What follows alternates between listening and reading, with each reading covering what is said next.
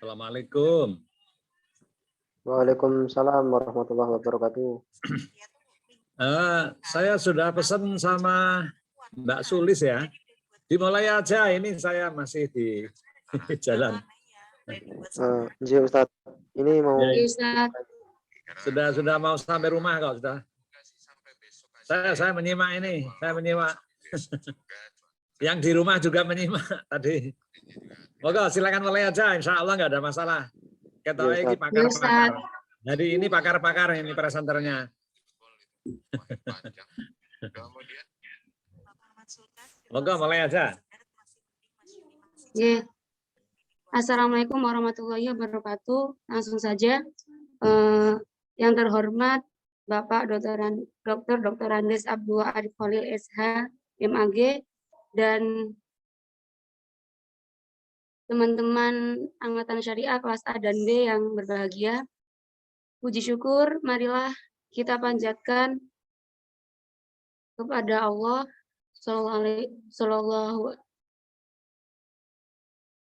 puji syukur marilah kita panjatkan kepada Allah Subhanahu wa taala atas rahmat berupa kesehatan dan sholawat serta salam semoga tetap tercurahkan kepada Rasulullah Shallallahu alaihi wasallam. Topik yang akan kita bicarakan mengenai pernikahan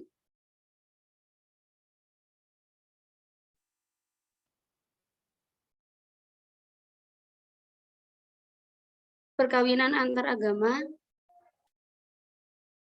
Saya Bunia Alawiyah selaku moderator akan membimbing jalannya diskusi ini. Sebelumnya saya akan memperkenalkan anggota kelompok 6, yaitu saya Bunia Alawiyah sebagai moderator, Elin Nurmansyah sebagai presentator, Zulfanur Fadilah sebagai presentator, Risma Latifah sebagai presentator, Muhammad Zaki Habibi sebagai presentator, dan yang terakhir Musfar Munji sebagai presentator.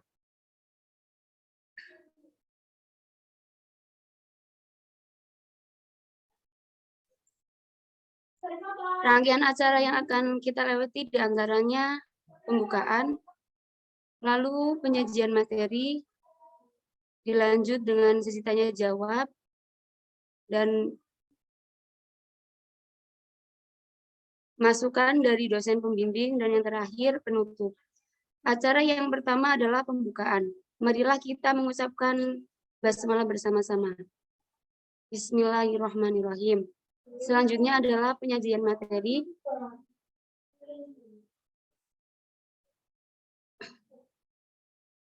Untuk saya memberi kesempatan kepada penyaji materi untuk membaca hasil diskusi.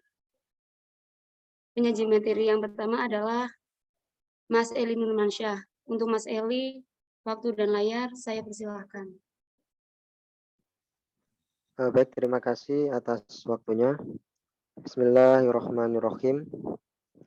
Wala tunkhihul musyrikati hatta yu'minna. Dan janganlah kamu menikahi perempuan-perempuan musyrik sebelum mereka beriman. Ay wala tatazawwajul musyrikati. Maksudnya, dan janganlah kamu menikahi perempuan-perempuan musyrik allati la kitaba lahunna, yang mana mereka tidak memiliki kitab atau pedoman, hatta yu'minna billahi, sampai mereka beriman kepada Allah, wa yusaddiqna bi Muhammadin sallallahu alaihi wasallam, dan membenarkan beriman pula kepada Nabi Muhammad sallallahu alaihi wasallam. Jadi tafsir dari potongan ayat wala tunkihul musyrikati hatta yu'minna adalah larangan keras bagi kaum muslimin untuk menikahi perempuan-perempuan yang beragama selain Islam seperti Kristen, Katolik, Hindu, Buddha, dan sebagainya, sampai akhirnya mereka, para non-muslim, beriman kepada Allah Subhanahu wa Ta'ala dan Rasul-Nya. Barulah halal untuk dinikahi. Sekian dari saya kembalikan kepada moderator. Baik, terima kasih untuk Mas Eli. Selanjutnya yaitu Mbak Disma Latifah. Waktu dan layar saya persilahkan. Baik, terima kasih. Saya akan melanjutkan presentasi dari Mas Eli. Yang kedua yaitu A'udzubillahi minasyaitonirrajim. Wala amatum mu'minatun khairum min musyrikatin walau a'jabatkum. Sungguh hamba saya atau budak perempuan yang beriman itu lebih baik daripada perempuan musyrik, meskipun ia menarik atau membuat takjub hatimu. Aywala amatum mu'minatun ala ma biha min khosasatir riki wa qillatil khatari. Maksudnya, sungguh hamba saya atau perempuan dengan status kerendahannya sebagai budak dan minimnya kehormatan, khairun itu lebih baik, mim musyrikatin hurratin ala malaha min syarafil hurriyati wa nabahatil qadri. Dibandingkan dengan wanita non-muslim yang merdeka atas status yang dimilikinya, yaitu kehormatan merdeka dan derajat mulia, walau a'jabatkum bijamaliha wa maliha wa sa'iri ma yujibur rigbata fiha, meskipun dengan kecantikannya, hartanya, dan segala sesuatu yang menjadikan timbulnya rasa suka terhadapnya dapat membuatmu kagum. Kesimpulannya, tafsiran dari potongan ayat wala amatum mu'minatun khairum mim musyrikatin walau a'jabatkum adalah seorang hamba saya atau perempuan, meskipun ia hanya seorang budak, akan tetapi statusnya jauh lebih layak untuk dinikahi seorang muslim dibanding dengan wanita non-muslim, meskipun dari segi kecantikan, harta, dan status kedudukan dari wanita non-muslim tersebut lebih unggul dan lebih membuatmu terpikat daripada seorang budak. Sekian dari saya kembalikan ke moderator.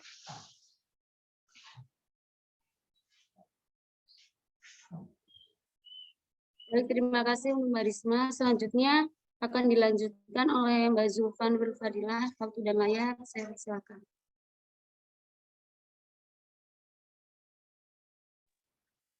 Baik, terima kasih. Selanjutnya saya akan melanjutkan presentasi dari Saudari Risma Latifah. Bismillahirrahmanirrahim. Izbil imani yakunu kamalu diniha wa bil mali wal jahi yakunu kamalu dunyaha wa ri'ayatud dini aula min ri'ayatid dunya illam yastaqdi il jam'u bainahuma. Izbil imani yakunu kamalu diniha. Karena dengan imanlah kesempurnaan agama wanita tersebut tercipta. Wabil mali wal jahi yakunu kamalu dunyaha, dan dengan harta dan kehormatan sempurnalah keduniaan wanita tersebut. Wa ri'ayatud dini aula min ri'ayatid dunya, dan menjaga agama itu lebih utama daripada menjaga dunia. Illam yastaqdi al-jam'u bainahuma, selama tidak mampu untuk menggabungkan keduanya. Jadi sebelumnya telah dijelaskan bahwa menikahi perempuan muslimah meskipun statusnya hanya seorang budak itu lebih baik dan diperbolehkan daripada menikahi seorang perempuan tapi non-muslim. Jelas itu diharamkan. Ibaratnya dengan lantaran iman kepada Allah dan Rasul-Nya lah kesempurnaan agama itu akan terwujud. Dan dengan harta dan kedudukan maka kebutuhan dunia akan terpenuhi. Namun menjaga atau mempertahankan agama itu lebih diutamakan daripada hanya menjaga urusan dunia selama belum mampu mendapatkan keduanya, yaitu agama dan dunia.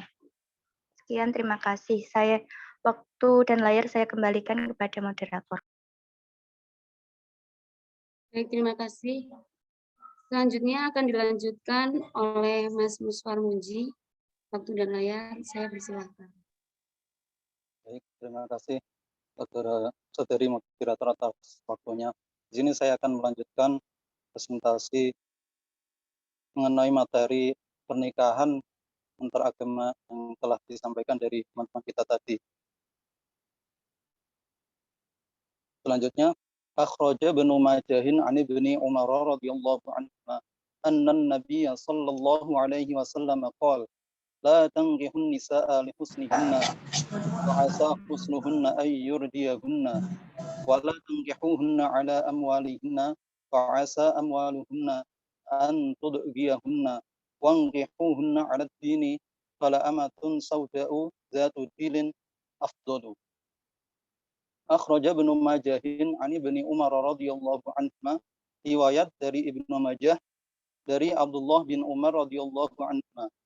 annan Nabiya sallallahu alaihi wasallam qala, bahwa Rasulullah sallallahu alaihi wasallam bersabda, la tangkihun nisa'a li husnihinna, janganlah kalian menikahi wanita-wanita karena parasnya yang cantik. Fa'asa husnuhunna ayyurdiyahunna, mungkin saja kecantikannya akan menghancurkannya. Wala tangkihuhunna ala amwalihinna, dan janganlah kalian menikahi mereka, yaitu para wanita, atas harta yang dimilikinya. Fa'asa amwaluhunna an tudghiyahunna, mungkin saja harta-harta mereka akan membuat mereka menjadi durhaka. Wankihuhunna 'ala dini, dan nikahilah mereka para wanita atas dasar agamanya. Fala ammatun sauda'u zatu dinin afdalu, tunggu hamba sahaya atau budak perempuan yang berkulit hitam pun namun beragama Islam, afdalu itu lebih utama. Jadi penjelasan dari hadis ini adalah bahwa Rasulullah Shallallahu Alaihi Wasallam melarang untuk menikahi wanita melihat dari unsur kecantikannya saja dan atau karena hartanya. Karena kecantikan ataupun harta mungkin saja dapat merusak dan membuatnya menjadi durhaka. Namun Rasulullah Shallallahu Alaihi Wasallam memerintahkan agar menikahlah dengan pasanganmu atas dasar agamanya, yaitu agama Islam. Bahkan hamba sahaya pun meskipun berkulit hitam, namun beragama Islam, itu lebih baik. Sekian dari saya. Saya kembalikan kepada moderator.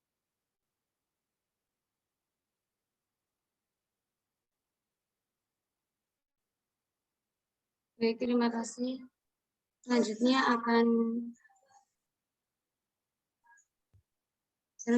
dibacakan oleh Mas Zaki. Namun berhubung Mas Zaki ada kendala, akan digantikan oleh saya.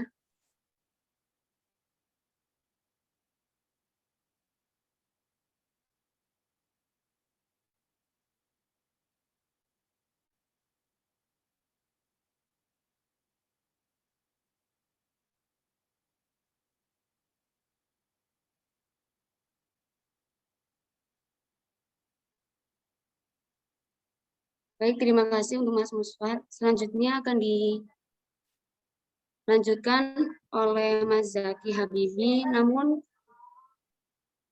Mas Zaki ada halangan, jadi saya akan menggantikannya.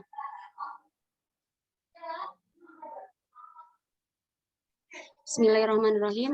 Wa akhraja Syekhoni an Abi Hurairah an-Nabi sallallahu alaihi wasallam qala, Imam Bukhari Muslim mengeluarkan sebuah hadis riwayat dari Abu Hurairah radhiyallahu an bahwasanya Nabi Muhammad bersabda, tungkahul mar'atu li arba'in. Wanita biasanya dinikahi sebab 4 perkara. Limaliha wali hasabiha wali jamaliha wali diniha, yaitu karena hartanya, bagus nasabnya, kecantikannya, dan agamanya. Fatfar bidatid dini tarbat yadaka, curahkanlah atensi lebih pada perempuan yang kokoh agamanya, niscaya kamu akan bahagia. Wadhahiru hadal uslubid du'a walaihi wal muradud du'a lahu. Adapun dohir dari ungkapan ini adalah ungkapan doa baik untuknya. Wa huwa katsirul istimali fi kalamil arabi. Kata atau kalimat inilah yang kebanyakan digunakan dalam kalam Arab. Maksud dari hadis ini adalah kebanyakan setiap manusia itu mempunyai cara dan tujuan tersendiri dalam memilih dan memiliki pasangan. Namun Rasulullah membatasinya dalam 4 faktor, yaitu karena hartanya, nasabnya, kecantikannya, dan agamanya. Kemudian Rasulullah menganjurkan untuk menikahi perempuan karena agamanya. Dengan demikian niscaya akan bahagia.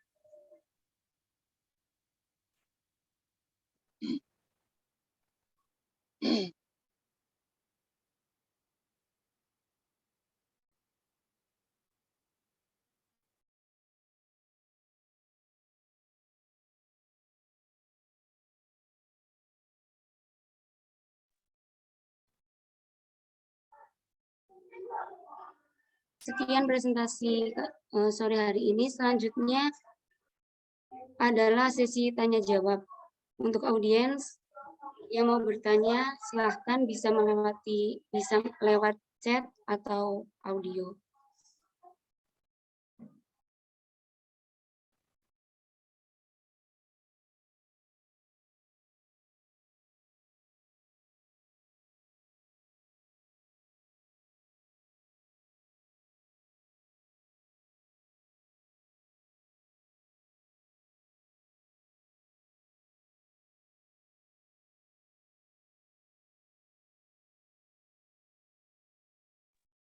Silahkan audiens bisa bertanya.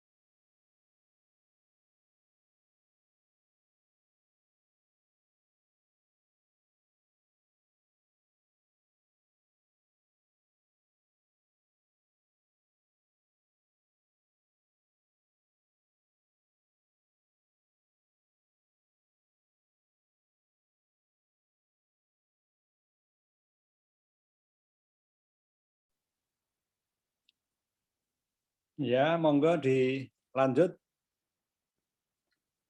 Mungkin perlu elaborasi, perlu saling sharing. Monggo silakan. Ini saya sudah mau sampai rumah ini.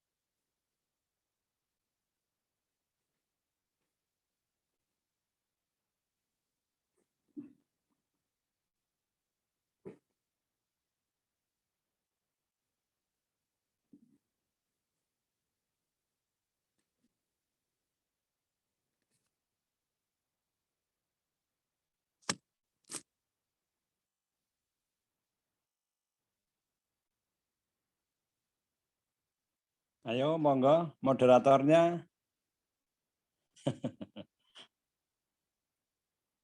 Moderatornya apa gitu, menyampaikan apa gitu, mengajak apa gitu. Ini moderatornya, ini kuncinya di moderator ya. Diskusi itu kuncinya di moderator ya. Moderatornya harus lincah. Monggo saya nyimak, ini sudah sampai rumah ini.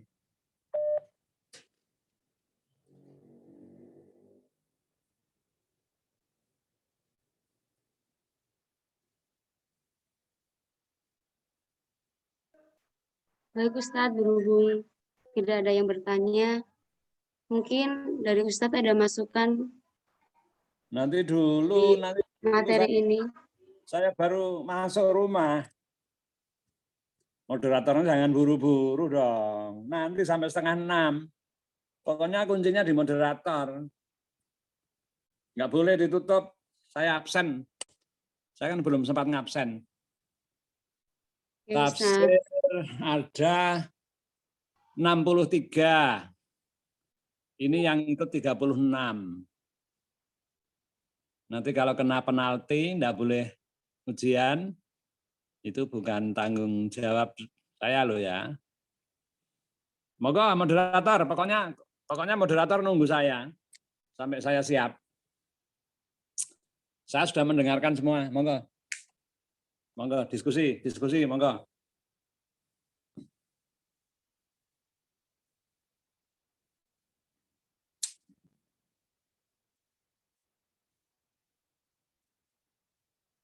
Untuk teman-teman barangkali ada yang belum jelas,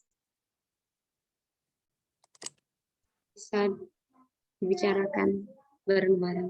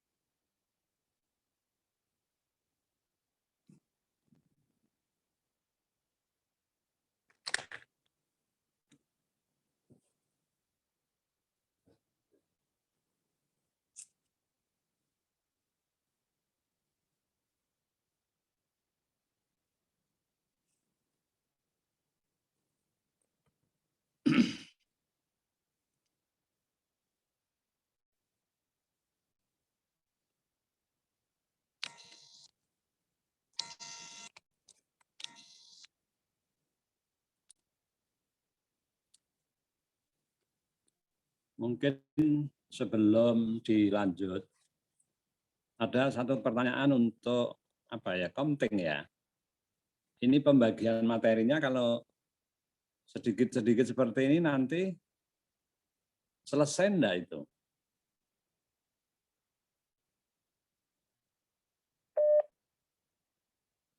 Insya Allah selesai, Ustadz. Ini yang setelah UTS ini dibagi berapa kelompok? Sekedap, Ustadz. Cukup. Waktunya cukup. Karena saya nggak diberi pembagiannya.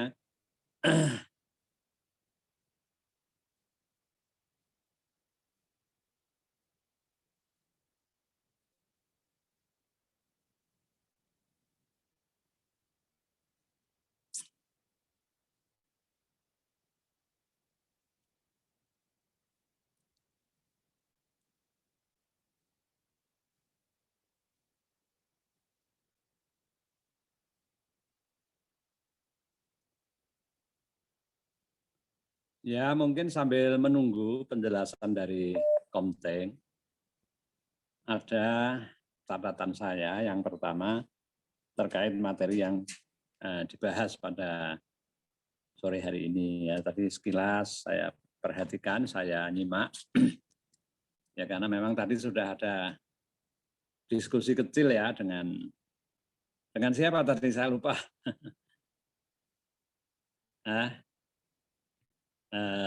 Alhamdulillah lah, artinya dari sisi pembacaannya sudah lumayan baik ya. Hanya memang tadi ada, saya lupa ingat di halaman berapa tadi, penerjemahan musyrikat ya. Memang kalau dalam topik yang sedang kita bahas itu kan nanti di halaman berikutnya itu kan ada bahasan tentang ahli kitab ya. Sehingga tadi karena ini direkam nanti bisa dicek itu ya. Jadi memang musyrikat sendiri itu kan la yatanawalu ahlal kitab. Nah, gitu ya. Tetapi tadi menjelaskannya itu ada yang kurang pas kalau dikaitkan ahli kitab. Nah, mudah-mudahan kawan-kawan tadi mencermati itu ya, hanya itu slip tongue apa memang dia pemahamannya begitu. Karena begini, di dalam materi saya ini, masalah ahli kitab itu terjadi dua kubu. Ada yang menikah dengan ahli kitab itu, ada yang memperbolehkan. Itu malah jumhur ulama itu. Nah, ahli kitab itu siapa? Ahli kitab itu ya kitabiah itu maksudnya. Wanita Nasrani, wanita Yahudi. Makanya kita jangan heran kalau ada beberapa orang di Beirut, di Mesir, di Palestina, orang-orang Muslim istrinya Kristen. Bahkan Yasir Arafat, presiden Palestina pertama itu istrinya non-Muslim itu. Nah ini memang jumhur itu memperbolehkan, termasuk mazhab 4. Tetapi itu di halaman berikutnya ya, belum dibahas hari ini ya. Hanya saya menggarisbawahi karena tadi ketika membicarakan la kitaba lahunna. Nah, tadi kan ada itu paragraf keberapa itu bisa dicek itu ya. Itu memang ada yang tidak memperbolehkan. Jadi menikahi wanita kitabiah itu ya tidak beda dengan menikahi wanita musyrikah. Nah, di antara yang berpendapat begitu ya Ibnu Umar. Ibnu Umar itu adalah Abdullah bin Umar, putra Sayyidina Umar. Nah, oleh karena itu dari paragraf yang diterjemah lalu sedikit penjelasan itu kalau slip tank ya salah pengucapan itu bisa bertentangan dengan halaman berikutnya. Saya tidak tahu paham apa tidak yang saya maksud, tapi saya melihat begitu. Kemudian apalagi ya, saya tidak mencatat sih. Saya hanya mendengarkan, menyimak pakai HP begitu ya. Jadi ada beberapa hal tadi belum sempat saya catat karena di mobil tidak bawa kertas. Ya paling tidak begini, memang sebenarnya kalau kita mau membangun problematika itu bisa. Banyak persoalan, banyak pertanyaan dikaitkan dengan ini. Misalnya, tungkahul mar'atu li arba'in. Kenapa tidak muncul pertanyaan? Mengapa tungkahul mar'atu?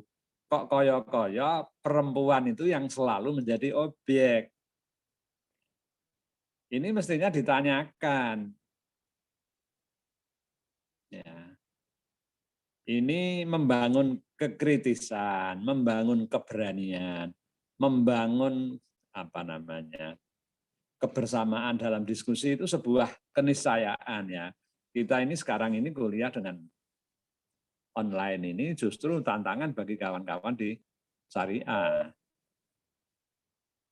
Ya ini menjadi catatan kita. Gitu ya.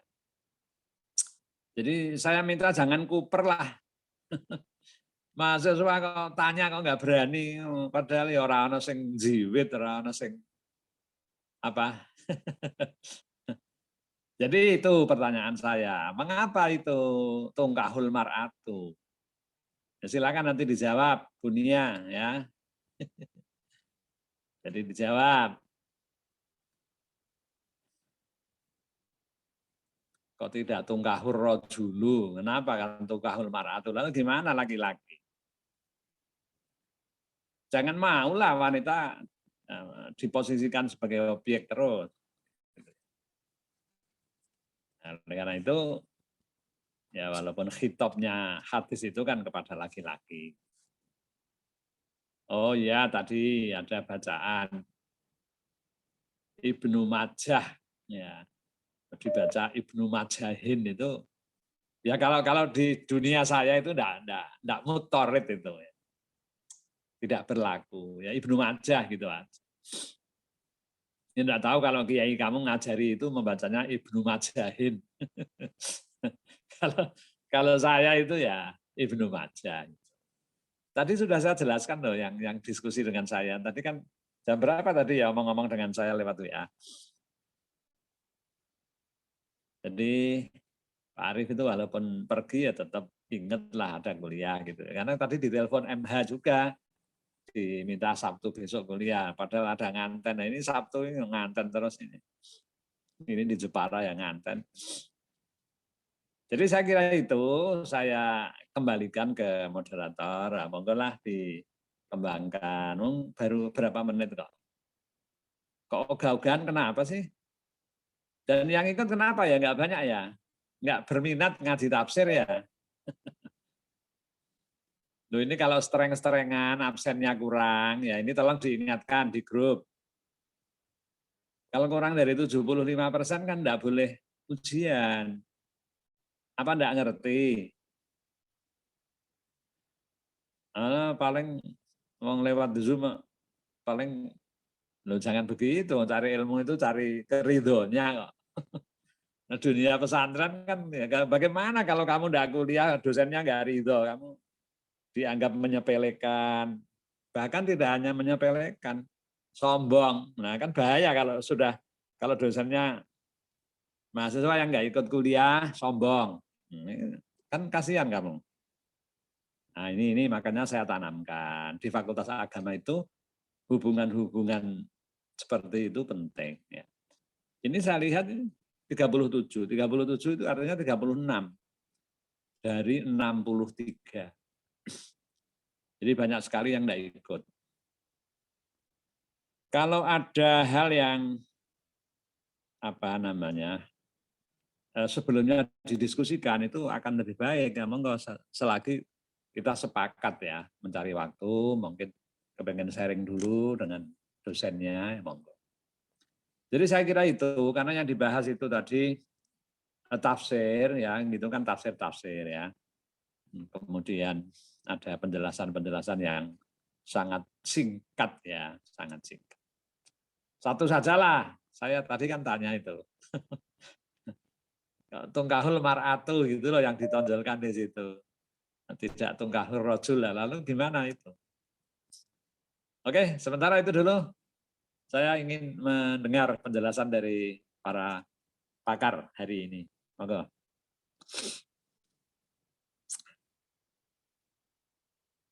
Baik Ustadz, ini mau didiskusikan dulu jawabannya.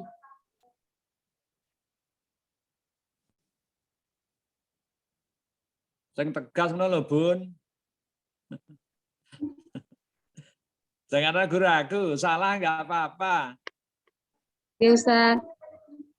Lu anak saya ya disari, lo kakak kelasmu lo ya. Kalau ragu-ragu ya saya jewer. Nah, kalau saya jewer kamu nanti kan orang tuamu marah. Nah, kalau anak saya jewer. Harus yakin ya, harus merasa apa namanya percaya diri gitu. Anak syariah kalau enggak PC itu. Monggo silakan, itu pertanyaan saya. Tapi tetap saya nunggu ada pertanyaan dari yang lain. Belum jam 5. Izin menjawab Ustaz. Ya. Tadi tungkahul mar'atu. Kenapa kok objeknya selalu mar'ah? Ya mungkin memang pertama itu wanita memang dapat dihalalkan, salah satunya memang dinikahi itu. Tapi dari teks tersebut itu bukan semata-mata ditujukan kepada wanita. Melihat itu apa? Alaqah zaujiyah itu kan hubungan antara suami istri, berarti kan suami dan istri. Jadi tidak semata-mata ditujukan pada wanita saja. Jadi itu apa? Laki-laki pun juga demikian, dihukumi seperti itu. Mungkin gitu Ustaz, pemahaman saya. Anda mengemukakan hadis walaupun itu dari saya. Sempat enggak membuka-buka asbabu wurudil hadis? Dereng Ustaz. Ini saya di ruang studio saya ini ya, saya masih pakai HP ya. Di depan saya ada komputer, ada laptop, ada buku-buku macam-macam ini di kiri kanan ada. Pokoknya kamar saya itu semerawut lah. Kata Gus Mus ketika saya dolan ke Rembang itu, ya kamarnya ya saya akan niru beliau. Jadi kamarnya itu ya semerawut, macam-macam isinya. Ada minuman, ada kacamata, ada parfum, ada spidol, obat batuk. Ini batuknya nggak hilang-hilang.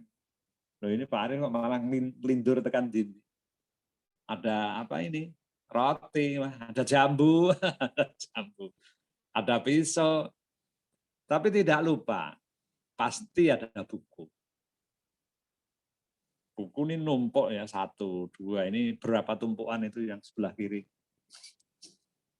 Ini bukan pamer, hanya ini saya ingatkan. Ya, teman-teman itu jangan mengandalkan HP. Ya. Jadi harus lihat, supaya kita ini menjawab dengan pasti. Di depan saya juga termasuk ada asbabu wurudil hadis. Karya Asyuyuti. Ada Al-Quran, ada apa ini? Asy-Syamil. Asy-Syamil.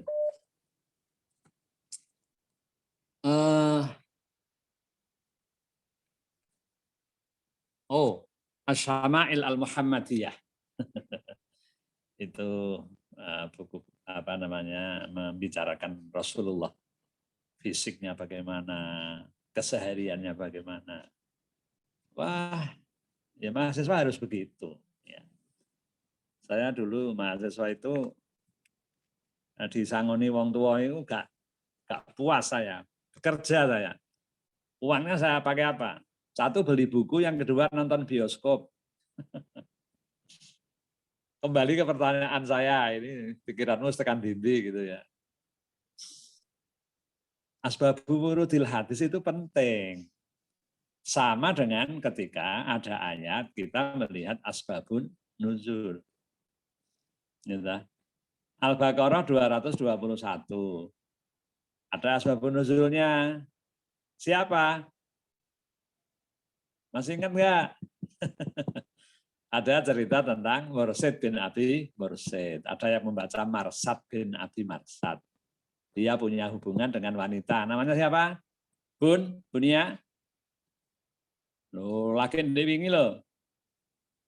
Mursid bin Abi Mursid itu punya hubungan dengan seorang wanita. Namanya siapa?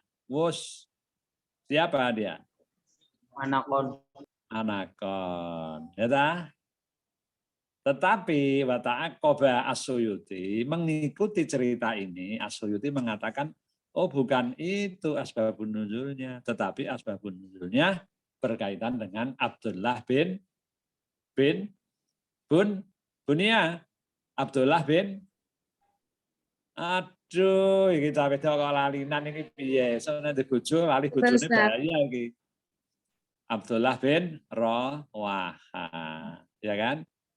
Budaknya itu adalah berkulit hitam, tapi dia mukminah. Akhirnya dinikah, dicemooh.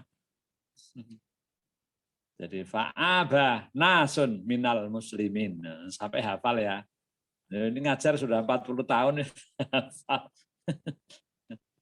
Dicemooh. Yang nyamooh itu siapa? Para sahabat. Sahabat aja mencemooh. Ketika ada laki-laki menikahi seorang muslimah, memang dia budak berkulit hitam. Kira-kira kalau mahasiswa syariah yang ikut kuliah saya ini, kalau kamu nikah dengan wanita kulit hitam, mau enggak? Orang Ethiopia misalnya, gadis Ethiopia. Saya punya cerita ini, kalau cerita seneng saya. Dulu saya di Jogja itu, ada kawan saya itu dari Fakultas Adab itu. Namanya Osman. Dia orang Nigeria. Anda bayangkanlah orang Nigeria kayak apa ya.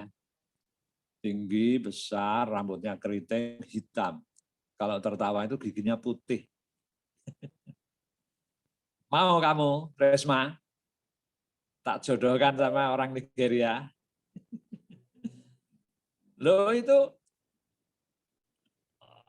Osman itu pernah nginap di rumah saya karena dia sebelum kuliah itu sudah hidup di Jogja sehingga sudah bisa bahasa Jawa. Saya ajak ke tempat saya karena di tempat saya ada pesantren. Osman, kamu ke tempat saya nanti naik bis sama saya. Nanti kamu di sana ceramah. Nah, ceramahnya pakai bahasa apa? Ya terserah kamu. Ya, tapi kalau kamu pakai bahasa Ethiopia ya nggak paham. Bahasa Inggris ya anak kecil-kecil nggak paham, ya pakai bahasa Indonesia dan Jawa. Sedikit-sedikit bisa Jawa. Ketika pidato itu, sedikit-sedikit pakai bahasa Jawa. Rame itu, seneng itu. Ono wong Ethiopia kok bisa bahasa Jawa.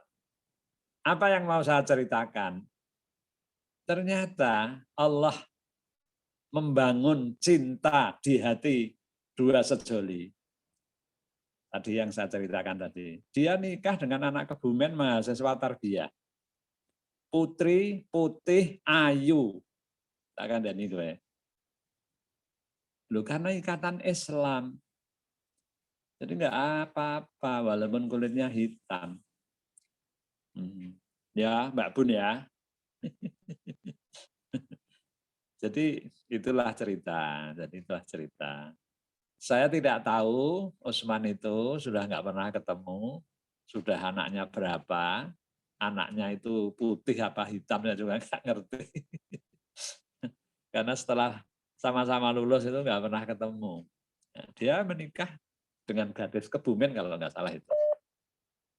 Kori padahal, yang putri itu Korea. Cantik. Orang semuanya geleng-geleng kepala. Kok iso ya, kok gelem ya gitu. Tapi itulah Allah menumbuhkan cinta di hati keduanya. Jadi kalau Abdullah bin Rawahah menikahi budaknya, seorang wanita yang menjadi budaknya berkulit hitam, tapi dia seorang mukminah, tidak masalah, walaupun dicemooh oleh teman-temannya sendiri, padahal itu ya sama-sama sahabat. Nah, makanya kita kembali kepada tungkahul mar'atu li'ar ba'in. Terakhir apa? Fatfar bidatid din. Begitu ya. Nyambung ya. Saya tidak ingin ada mahasiswa Unisula Syariah, putri-putri kita ini yang cantik-cantik ini menikah dengan laki-laki non-muslim. Pilihlah yang muslim. Fatfar bidatid din. Menikah satu angkatan ya ora apa-apa. Lo banyak, contohnya banyak. Dosen kita kan ada. Pak Anies Tias, ya itu Pak Anies Tias itu kan murid saya. Itu istrinya mahasiswa satu angkatan itu. Ya almarhumah ya sudah meninggal istrinya Pak Anies Tias itu. Pak Tali Tulap. Kenal Pak Tali Tulap toh dosenmu toh? Itu murid saya, ya. Istrinya temannya. Lo kok guyu? Tenan, tanya Pak Tali Tulap. Ini gue rekam tahu, tunjukkan Pak Tali Tulap. Itu murid-murid saya itu. Ya sudahlah, enggak usah diteruskan ya. Ya sementara dua dulu contohnya. Oke, saya kembalikan ke teman-teman. Monggo silakan. Baru jam 5 kalau masih ada pertanyaan. Mestinya pertanyaannya hangat ini. Persoalan perkawinan antar agama ini kan persoalan yang selalu aktual.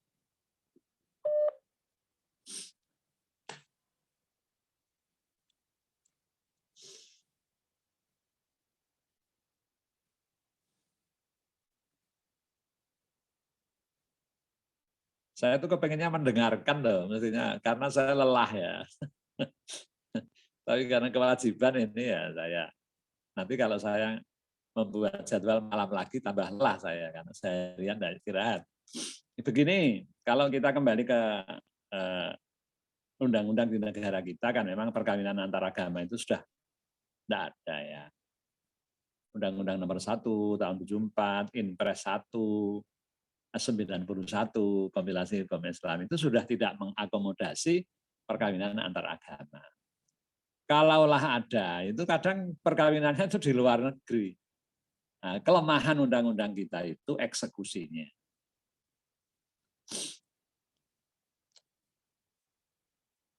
Saya tesis, disertasi itu juga nyinggung-nyinggung persoalan, ya di antaranya persoalan ini, perkawinan antar agama, poligami, walaupun bidang saya tafsir, tapi saya S2-nya itu konsentrasi hukum Islam. Oleh karena itu anak-anak syariah ini harus tahu betul, karena yang saya ajarkan ini kan versi tafsir, ya, bukan versi KHI. Oleh karena itu nanti bisa dicek kawan-kawan di KHI, kompilasi hukum Islam, pasal-pasal sekitar 40 ke atas itu membicarakan perkawinan antar agama. Jelas sudah tidak ditolerir perkawinan antar agama di Indonesia. Tempo hari malah viral. Ya di Semarang terjadi ya, perkawinan antar agama. Bahkan itu viral di TV One, di Metro dan lain sebagainya. Saya sempat ada yang mewawancarai buat YouTube itu. Tapi diwawancarai kurang efektif karena suaranya tidak baik. Yang nelpon itu pakai telepon WA itu, telepon murah itu ya. Akhirnya rekamannya jelek. Baik, saya kembalikan ke moderator. Monggo.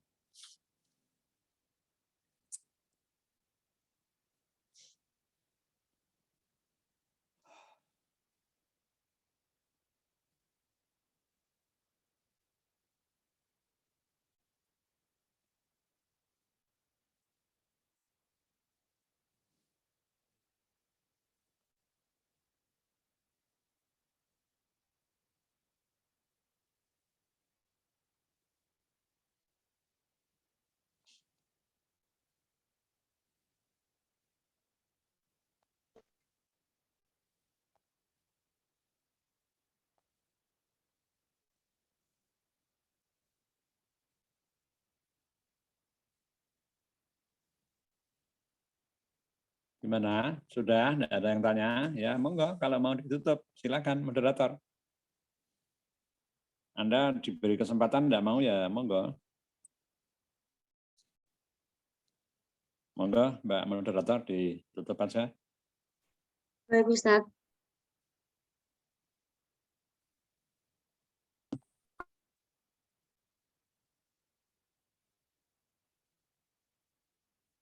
Demikian tadi diskusi kelompok. Mari kita mengucapkan hamdalah. Alhamdulillahirrahmanirrahim. Saya sebagai moderator mohon maaf atas segala kesalahannya. Sekian dari kami. Wassalamualaikum warahmatullahi wabarakatuh. Waalaikumsalam warahmatullahi Waalaikumsalam warahmatullahi wabarakatuh. Waalaikumsalam warahmatullahi wabarakatuh.